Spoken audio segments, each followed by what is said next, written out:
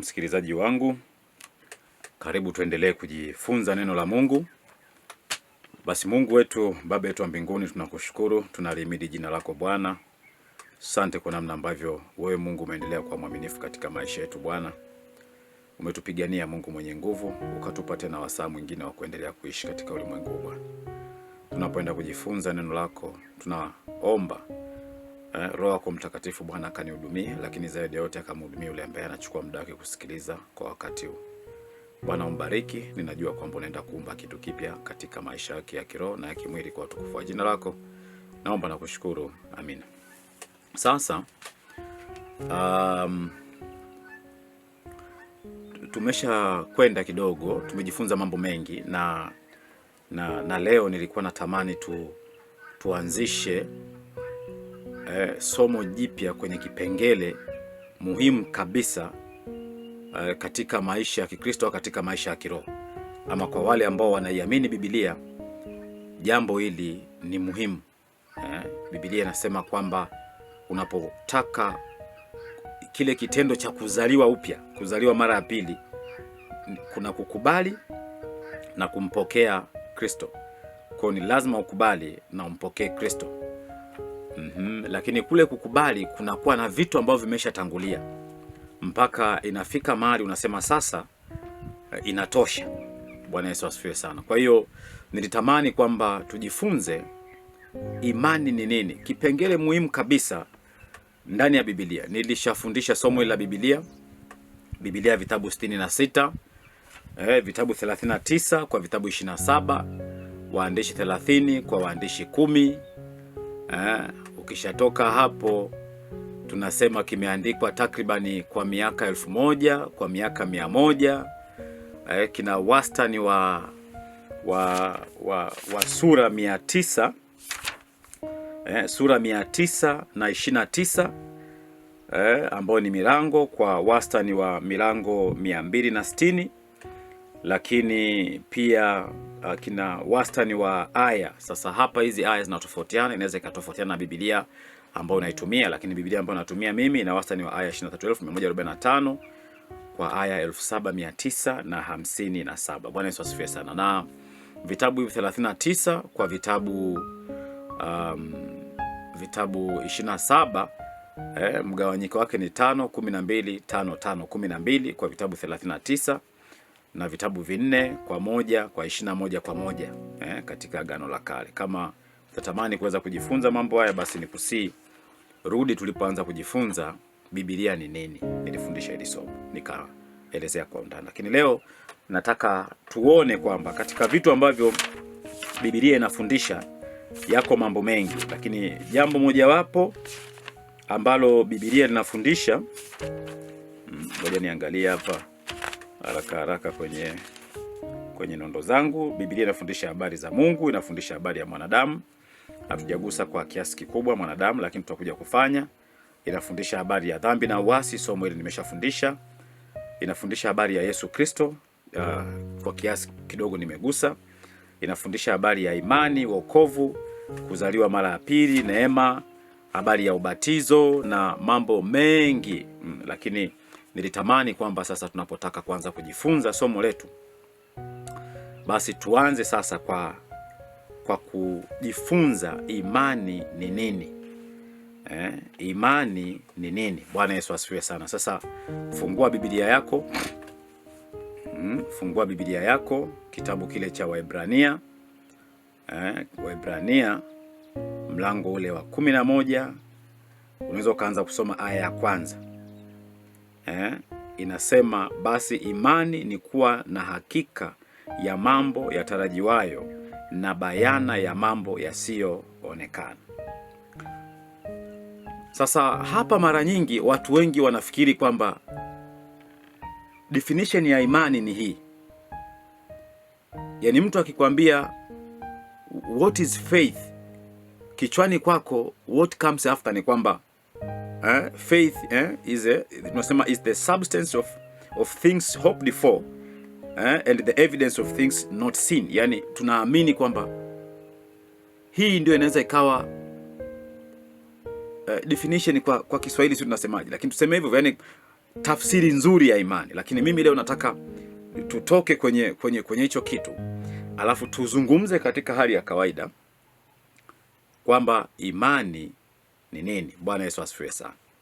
Lakini ukienda pia kwa Wakristo katika ile aya 6 inasema, lakini pasipo imani haiwezekani kumpendeza Mungu, kwa maana mtu amwendeaye Mungu lazima aamini kwamba yeye yuko, hilo jambo la kwanza, na kwamba huwapa thawabu wale wamtafutao.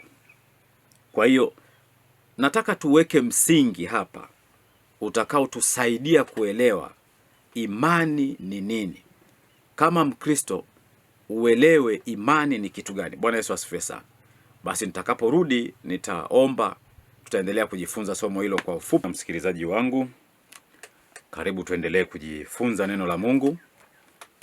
Basi Mungu wetu, Baba yetu wa mbinguni, tunakushukuru, tunalihimidi jina lako Bwana. Asante kwa namna ambavyo wewe Mungu umeendelea kuwa mwaminifu katika maisha yetu Bwana. Umetupigania Mungu mwenye nguvu, ukatupa tena wasaa mwingine wa kuendelea kuishi katika ulimwengu Bwana. Tunapoenda kujifunza neno lako, tunaomba Roho yako Mtakatifu Bwana akanihudumie, lakini zaidi yote akamhudumie yule ambaye anachukua muda wake kusikiliza kwa wakati huu. Bwana umbariki, ninajua kwamba unaenda kuumba kitu kipya katika maisha yake ya kiroho na ya kimwili kwa utukufu wa jina lako. Naomba na kushukuru. Amina. Sasa tumesha kwenda kidogo, tumejifunza mambo mengi na leo nilikuwa natamani tuanzishe somo jipya kwenye kipengele muhimu kabisa katika maisha ya Kikristo, katika maisha ya kiroho. Ama kwa wale ambao wanaiamini Biblia, jambo hili ni muhimu.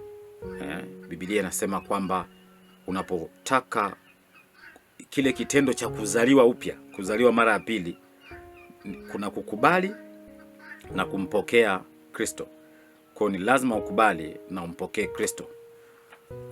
Lakini kule kukubali kunakuwa na vitu ambavyo vimeshatangulia mpaka inafika mahali unasema sasa inatosha. Bwana Yesu asifiwe sana. Kwa hiyo nilitamani kwamba tujifunze imani ni nini, kipengele muhimu kabisa ndani ya Biblia. Nilishafundisha somo la Biblia vitabu 66, vitabu 39 kwa vitabu 27, waandishi 30 kwa waandishi 10.